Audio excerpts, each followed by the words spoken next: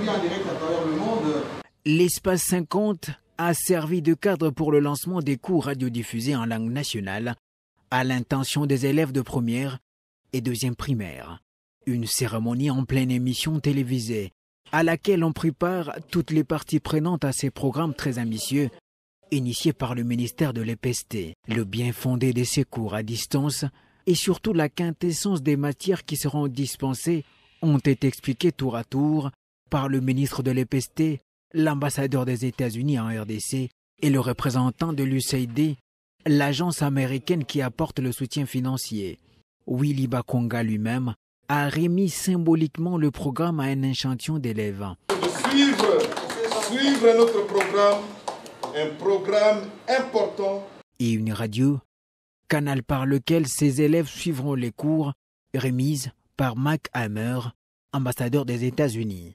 Ces cours revêtent une importance capitale pour Willy Bakonga, qui en a déjà lancé 2 autres des pareils, soucieux de la poursuite de l'enseignement malgré la crise sanitaire. Le programme poursuit 2 objectifs.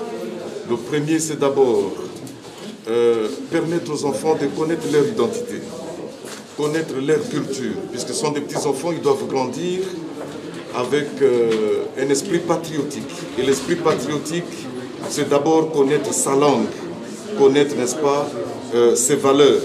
Ça, c'est important. Deuxième chose, c'est aussi permettre aux enfants de connaître, n'est-ce pas, l'environnement qu'ils ont, comprendre les leçons qu'on va donner, puisque l'enfant comprend mieux en sa langue qu'en français. Donc ça veut dire que ici, les langues nationales vont permettre, n'est-ce pas, aux enfants non seulement de comprendre la langue, de comprendre, n'est-ce pas, les leçons qui seront dispensées, mais comme je vous ai dit, ça va aussi les propulser, n'est-ce pas, dans la culture de notre pays, dans leur identité en tant que Congolais. L'idée vaut donc son pesant d'or, d'où le soutien des États-Unis, l'USAID et le projet Accélère. Les États-Unis ont compromis pour aider cet effort et on continuera, comme j'avais dit, on a déjà donné 30 millions de dollars d'assistance pour le Covid. Ça signifie que les États-Unis sont heureux de participer aujourd'hui, d'avoir un bon partenariat avec le ministre de l'enseignement primaire et secondaire.